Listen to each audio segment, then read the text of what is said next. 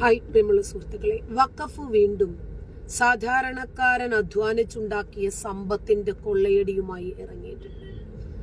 ഈ വഖഫ് ബോർഡും ഉലമാ ബോർഡും മുസ്ലിം പേഴ്സണൽ ലോ ബോർഡും ഒക്കെ മുസ്ലിങ്ങളുടെ സ്വത്തും അവരുടെ അഭിമാനവും അവരുടെ വസ്തുവകകളും അവരുടെ സമ്പാദ്യവും അവരുടെ മതവും ഒക്കെ സംരക്ഷിക്കാൻ വേണ്ടിയാണ് എന്നാണ് അവർ പൊതുവെ പറയുന്നത്. അതല്ല, മറ്റുള്ളവർക്ക് ഇതൊന്നുമില്ലേ? ഇത് ഇസ്ലാമിക രാജ്യമല്ലല്ലോ. മുസ്ലിങ്ങൾക്ക് വേണ്ടി മാത്രമെല്ലാം സംരക്ഷിക്കപ്പെടാം. ഇവിടെ ഒരു ഹിന്ദു ബോർഡില്ല, ഇവിടെ ഒരു ക്രിസ്ത്യൻ ബോർഡില്ല, അതല്ലെങ്കിൽ ഇവിടെ ഒരു മതരഹിതർക്ക് വേണ്ടി ഒരു ബോർഡില്ല.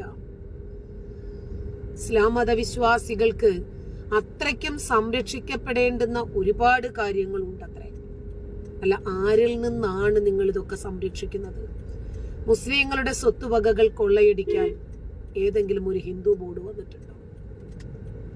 ഒരു ക്രിസ്ത്യൻ ബോർഡ് എന്ന് ആലോചിച്ച് നോക്കിക്കേ. ദേവസ്വം ബോർഡ്. ഈ ദേവസ്വം ബോർഡാണ് മുസ്ലിങ്ങളുടെ സമ്പത്ത് ഇങ്ങനെ ടാർഗറ്റ് ചെയ്ത് ലിസ്റ്റ് ഇട്ട് കൊള്ളയടിക്കാൻ ശ്രമിക്കുന്നതെങ്കിൽ നമ്മുടെ നാടിന്റെ മതേതരത്വം പറഞ്ഞ് എത്ര പേര് വിലപിക്കുന്നത് നമുക്ക് കാണാമായിരുന്നു.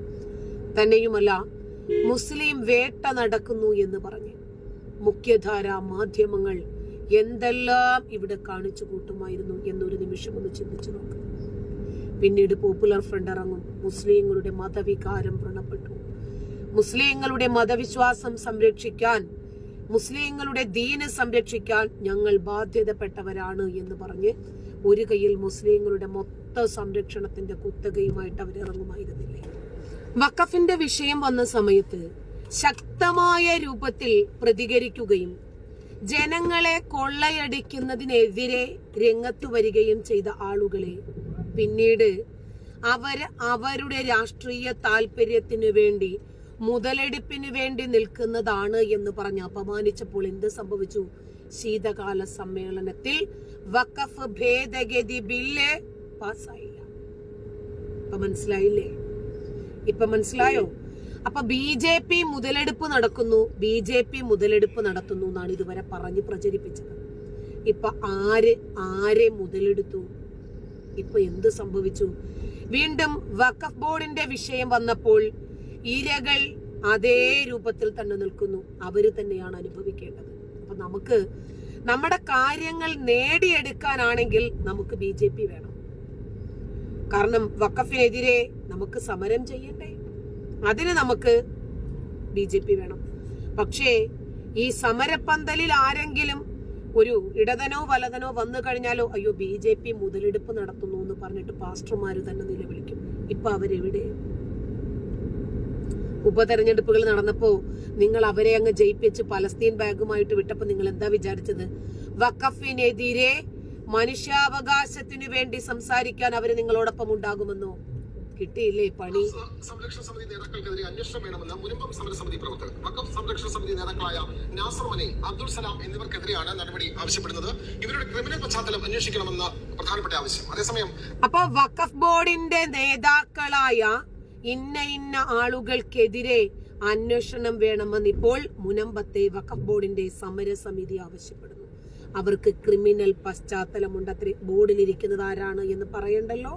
മുനമ്പത്തെ വഖഫ് അധിനിവേശം വിഷയത്തിൽ CPM സംഘടിപ്പിച്ച ബഹുജന കൂട്ടായ്മ ബഹിഷ്കരിച്ച് മുനമ്പം സമരസമിതി. സമരപന്തലിലേക്ക് തിരിഞ്ഞു നോക്കിയിട്ടില്ലാത്ത CPMന്റെ ഇത്തരത്തിൽ ഉള്ള സമരത്തിലേക്ക് പോകേണ്ടതില്ല എന്നുള്ളതാണ് സമരസമിതി അംഗങ്ങളുടെ തീരുമാനം. സുധീഷ്, CPM നടത്തിയ സമരത്തിൽ നിന്നും അവർ സമ്പൂർണ്ണമായി വിട്ടുനിൽക്കുന്നു. അത് കപടതയാണ് എന്നവർ മനസ്സിലാക്കുന്നു. കൂടുതൽ വിവരങ്ങൾ വിനോദ്. ഇന്നലെ വൈകിട്ട് ഇപ്പോൾ ഈ മുനമ്പം സമരം നടക്കുന്ന 77-ാം ദിവസമാണ്. ഇന്നലെ 76-ാമത്തെ ദിവസമാണ്. ഇന്ന് വരെ ഈ സമരത്തിലേക്ക് തിരിഞ്ഞു നോക്കിയിട്ടില്ലാത്ത CPM അവിടെ നിന്ന് ഏതാണ്ട് 100 മീറ്റർ മാത്രം മാറിയുള്ള ഒരു സ്ഥലത്ത് പന്തൽ കെട്ടി ഇത്തരത്തിലൊരു ബഹുജന കൂട്ടായ്മ സംഘടിപ്പിച്ചുകൊണ്ട് അവിടെ ഒരു രാഷ്ട്രീയ വിശദീകരണം നടത്തിയത്. എന്നാൽ ആ രാഷ്ട്രീയ വിശദീകരണം നടത്തുമ്പോൾ അത് ഈ സമരത്തോടുള്ള ഒരു അവഗണനയുടെ പശ്ചാത്തലത്തിൽ കൂടിയാണ് അവിടുത്തെ ജനങ്ങൾ അതിനെ കണ്ടത്. ഇന്നലെ CPM സംഘടിപ്പിച്ച ബഹുജന കൂട്ടായ്മയിലേക്ക് അവിടുത്തെ ആൾക്കാരെ, മുനമ്പം വാസികളെ എല്ലാം തന്നെ ക്ഷണിച്ചിരുന്നെങ്കിൽ പോലും അവരെടുത്ത ഒരു നിലപാട് അവിടേക്ക് പോകണ്ട എന്നത് തന്നെയായിരുന്നു. കാരണം ഈ ക്രിസ്മസ് ദിവസവും അവിടുത്തെ MLA അവിടെ എത്തും, ഈ സമരപന്തലിൽ എത്തുമെന്നൊക്കെ നേരത്തെ അറിയിച്ചിരുന്നെങ്കിലും ഉണ്ണികൃഷ്ണൻ അവിടേക്ക് എത്തിയിരുന്നില്ല. അത് പാർട്ടി വിലക്കുമൂലമാണ് എന്നതാണ്. അപ്പോൾ വഖഫിന് ക്രിസ്മസ് ദിനത്തിൽ നല്ല രൂപത്തിൽ ഒരു തിരിച്ചടി കിട്ടി എന്ന് പ്രതീക്ഷിക്കാം. കാരണം നേതാക്കൾ ക്രിമിനൽ പശ്ചാത്തലമുള്ളവരാണ്, അവരെ കുറിച്ച് അന്വേഷിക്കണമെന്ന് പറഞ്ഞ് മുനമ്പത്തെ സമരം ചെയ്യുന്ന ആളുകൾ തന്നെ രംഗത്ത് വന്നതിന് വളരെ ഒരു കയ്യടി, സന്തോഷം. അവിടുത്തെ ജനങ്ങൾ മനസ്സിലാക്കുന്നത്.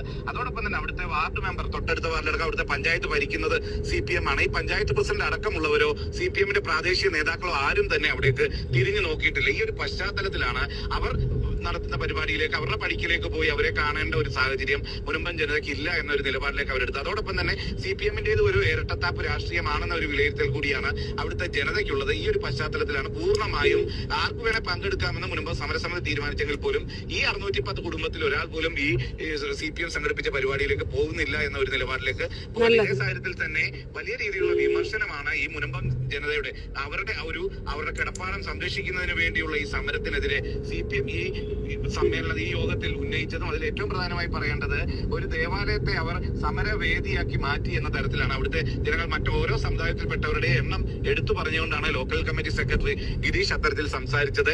അത്തരത്തിൽ ഇത്രയും വിഭാഗക്കാരുള്ളപ്പോൾ ഇത് ഒരു സമുദായം ഇത് ഏറ്റെടുക്കുന്നത്, ഇതൊരു സമുദായത്തിന്റെ സമരമാണെന്ന് ചിത്രീകരിക്കാനുള്ള ശ്രമം CPM-ന്റെ ഭാഗത്തുനിന്ന് ഉണ്ടാകുന്നു.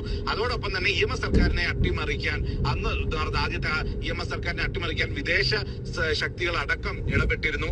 അത്തരത്തിലുള്ള സ്വാധീനം ഈ മുനമ്പ സമരത്തിലേക്കും വരുന്നു എന്ന തരത്തിലുള്ള ആക്ഷേപങ്ങളാണ് CPM നേതാക്കൾ ഉന്നയിച്ചത്. ഇതേ സാഹചര്യത്തിൽ തന്നെ P. രാജീവ് ഇന്നലെ ശ്രമിച്ചത് ഈ പ്രശ്നങ്ങളെല്ലാം, പ്രശ്നങ്ങളെല്ലാം തന്നെ UDF-ന്റെ ഭാഗത്തുനിന്നുണ്ടായ വീഴ്ചയാണ് എന്നത് ചിത്രീകരിക്കാനായിരുന്നു. അതിൽ ഏറ്റവും പ്രധാനമായും എടുത്തു പറയുന്നത്, ഒരു UDF നേതാവ് വഖഫ് ബോർഡ് ചെയർമാനായി ഇരിക്കുമ്പം റഷീദ് സഹാദിഖ് അലി തങ്ങൾ ഇരിക്കുമ്പോഴാണ് ഈ മുനമ്പത്തെ ഭൂമി വഖഫ് എന്ന് ഉള്ള ഉത്തരവ് ഇറക്കുന്നത്. അതോടൊപ്പം തന്നെ ഈ മുനമ്പത്തെ ഇപ്പോഴത്തെ ഈ തർക്കഭൂമി അത് ഫറൂഖ് കോളേജ് ഇവിടുത്തെ ജനങ്ങൾക്ക് വിൽക്കുന്നത് ഒരു KPCC സെക്രട്ടറി ഫറൂഖ് കോളേജിന്റെ അധികാരത്തിൽ ഇരിക്കുമ്പോഴാണ്. അതോടൊപ്പം തന്നെ ഇത് വഖഫ് അല്ല എന്ന് എത്ര കണ്ട് തെളിവുകൾ ഉദ്ധരിച്ച് പറഞ്ഞിട്ടും ഇവർക്കത് മനസ്സിലാകുന്നില്ലല്ലോ. വഖഫ് ആണെങ്കിൽ ഒരിക്കലും ഇവർക്ക് ക്രയവിക്രയം ചെയ്യാൻ പറ്റില്ല, കൈമാറ്റം ചെയ്യാൻ കഴിയണ്ടേ. വഖഫ് എന്ന് പറഞ്ഞാൽ ഒരിക്കലും ഒരു ക്രോസ് ആയിട്ടുള്ള ഒരു നിയമം അതിനകത്ത് വെച്ച് കഴിഞ്ഞാൽ അത് വഖഫ് ആകത്തില്ല. എന്നിത് ഉപയോഗിക്കുന്നില്ലേ, അന്ന് ഇതിന്റെ അനന്തരാവകാശികൾ ആരെങ്കിലും ജീവിച്ചിരിക്കുന്നെങ്കിൽ അവർക്ക് കൊടുക്കണം എന്ന് പറയുമ്പോൾ അതൊരിക്കലും വഖഫ് അല്ല. അള്ളാഹുവിന്റെ മാർഗത്തിൽ നൽകിയിട്ടുള്ള ഒരു സാധനം വിശ്വാസിയെ സംബന്ധിച്ചിടത്തോളം ഒരിക്കലും അത് തിരിച്ചെടുക്കില്ല. ഇവിടുത്തെ ഈ വഖഫ് ഭൂമി എന്ന പട്ടികയിൽ വന്നതിന് ശേഷം അവർക്ക് അവിടുത്തെ ജനങ്ങൾക്ക് നികുതി അടയ്ക്കാനുള്ള ആ ഒരു അവകാശം അതിൽ നിയമത്തിൽ ഇളവ് വരുത്തിക്കൊണ്ട് നൽകാൻ പിണറായി സർക്കാർ ശ്രമിച്ചപ്പോൾ അതിനെതിരെ വഖഫ് ബോർഡിലും അതോടൊപ്പം തന്നെ നിയമസഭയിലും സബ്മിഷൻ അവതരിപ്പിച്ചുകൊണ്ടും പ്രതിഷേധവുമായി എത്തിയത് UDF നേതാക്കളായിരുന്നു. അതിനുശേഷം UDF നേതാക്കൾ ഈ സമരപന്തലിൽ പോയിരുന്ന് അവർക്കൊപ്പം എന്ന് പറയുന്നത് UDF-ന്റെ ഇരട്ടത്താപ്പാണെന്ന് ചിത്രീകരിക്കാനായിരുന്നു P. രാജീവ് അടക്കമുള്ള CPM നേതാക്കൾ. ഇത്തരം ഒരു ഘട്ടത്തിലാണ് ഇതേ സാഹചര്യത്തിൽ തന്നെ ഇവിടെ വഖഫ് സംരക്ഷണ സമിതി എന്ന് പറഞ്ഞ് പ്രവർത്തിക്കുന്നവർ, അവരുടെ ക്രിമിനൽ പശ്ചാത്തലം അടക്കം അന്വേഷിക്കണം. മുൻ വഖഫ് ബോർഡ് അംഗങ്ങൾ കൂടിയായിരുന്ന ഇവരുടെ അഴിമതിയും മറ്റും സംബന്ധിച്ചും എല്ലാം തന്നെ അന്വേഷണം വേണമെന്ന ആവശ്യമാണ് ഈ സമരസമിതി മുന്നോട്ട് വെക്കുന്നത്. ഈ ആവശ്യം ഉന്നയിച്ചുകൊണ്ട് മുൻ കേന്ദ്രമന്ത്രി രാജീവ് ചന്ദ്രശേഖർ അവിടെ എത്തിയപ്പോൾ നിവേദനവും നൽകിയത് സംബന്ധിച്ച് കേന്ദ്ര ഏജൻസികളടക്കം പരിശോധന നടത്തണമെന്ന ഒരു ആവശ്യമാണ് മുനമ്പത്തെ സമരസമിതിക്കാരും അവിടുത്തെ ജനവും ആവശ്യപ്പെടുന്നത്. ഇത്തരത്തിൽ വളരെ സങ്കീർണമായ നിലയിൽ തന്നെയാണ് ഇപ്പോഴും മുനമ്പം വിഷയം നിലനിൽക്കുന്നത് എന്നതാണ് എടുത്തു പറയേണ്ടത്. അതിൽ ഏറ്റവും കേന്ദ്ര ഏജൻസികൾ ഈ വിഷയത്തിൽ അന്വേഷണം നടത്തി തൃപ്തകരമായ രൂപത്തിൽ ഒരു റിസൾട്ട് ഉണ്ടാകട്ടെ. ഇരകൾക്ക് LDF-ലും UDF-ലും കടുത്ത നിരാശയാണ് അവരുടെ സമീപനങ്ങളിൽ മുനമ്പൻ ജനതയ്ക്ക് ഉള്ളത്. അതോടൊപ്പം തന്നെ പറയേണ്ട UDF-ഉം ഇവിടെ വലിയ രീതിയിലുള്ള സമരങ്ങൾ സംഘടിപ്പിക്കുന്നു എന്ന് പ്രഖ്യാപിച്ച പ്രതിപക്ഷം. അതല്ല, നിങ്ങൾക്കത് വേണം. തുടക്കം മുതൽ ഇതുവരെ നിങ്ങളുടെ കൂടെ നിന്ന ജനം TV-യെയും BJP-യെയും ഒക്കെ ഇടതനും വലതനും രണ്ട് നേതാക്കൾ നിങ്ങളുടെ സമരപ്പന്തലിൽ വന്നപ്പോൾ നിങ്ങളുടെ സഭാ നേതാവാണ് പറഞ്ഞത് ചില രാഷ്ട്രീയ കക്ഷികൾ മുതലെടുക്കാൻ ശ്രമിക്കുന്നു. ശരി, ആ മുതല് ഇടതനും വലതനും കൂടി ഭാഗിച്ചങ്ങ് കൊടുക്ക്, കുറച്ച് വഖഫിനും കൊടുക്ക്, എന്നിട്ട് നിങ്ങൾ നിങ്ങളുടെ പ്രശ്നം അങ്ങ് പരിഹരിച്ചോ എന്ന് പറഞ്ഞ് നരേന്ദ്രമോദിയും ഒരൽപ്പം രാഷ്ട്രീയം കളിക്കാൻ തീരുമാനിച്ചപ്പോൾ എന്തായി? ഇരകളായി തന്നെ നിലനിന്നു.